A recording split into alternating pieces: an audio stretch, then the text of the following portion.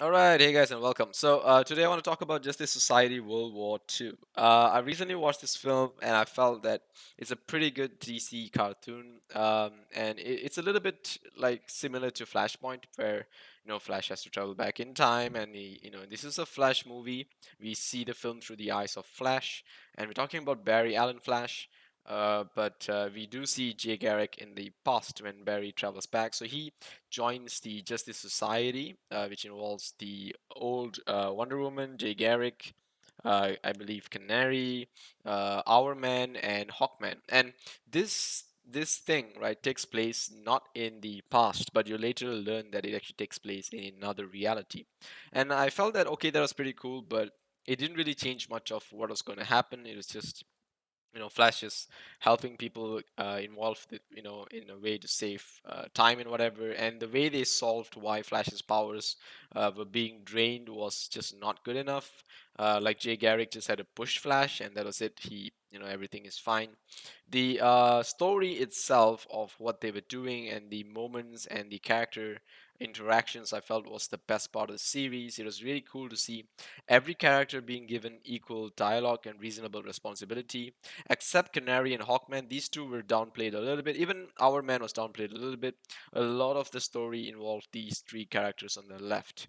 And there's nothing wrong with that. It's just that these three felt like really side characters, despite them being like the three superheroes of this era as well. They felt very much like side characters. These three felt like the main characters. This guy is the main character, despite him not having any superpowers. This is Steve Trevor, Diana's love. And okay, fine, they had some cool moments and whatever. And I felt it was really interesting to see that there was like a weird technology balance during this time. There's like a lot of skyscrapers and stuff and some modern looking weapons despite it being an old era. And I think, yeah, it makes sense because this is another dimension. And, Aquaman's involvement was a little bit unexpected, but, it was pretty welcome, I have to say. It's nice to see another familiar face in, DC lore, it's just being involved. His character had a small role to play, just kind of disrupting what was happening. And all of that had to do with this guy being able to mind control him, and so on and so forth. The real threat was not really there in Justice Society World War II. Regardless, it's a pretty short film, so it's okay to watch for a quick while. I don't really think that this is a kids film. It's more of a teenagers film because it's pretty boring if you were kids, because it's just superheroes doing superhero stuff without really too many funny or cool moments. It's a lot of like serious talk. This is talk about war and World War, and I felt that it can be kind of boring for little kids. For adults, however, I mean for teenagers or adults, however, I felt that okay, it was pretty cool. We got to see some interesting moments and fights and interaction between the characters, but other than that, the story is really too simple, and the problems are solved too easy. For me, Justice Society World War II, quite simply, rating wise, let me just pop it up over here.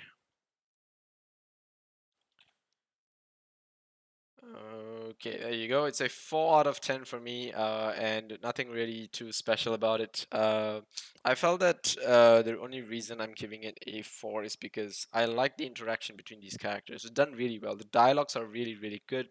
The voice acting is really, really good, and I felt that that really carried the film. And if you can tell me dialogue and voice acting can carry the film, then it deserves quite a lot of rating. The cartoon and the visual and the animation style is a little bit unique. Regardless, it felt really smooth. Certain parts, it felt like it had lower frames, and I think that was done on purpose to show that it's still a cartoon and not an animation. And I like that people are actually trying to go back to cartoons. Despite having the technology of animation, they want to make it feel like more like a cartoon and less like an animation. But some parts you can clearly tell are just CG characters put into a cartoon background and then animated to look like cartoons with certain drawing styles. And you know that this is because we have the technology of CG now.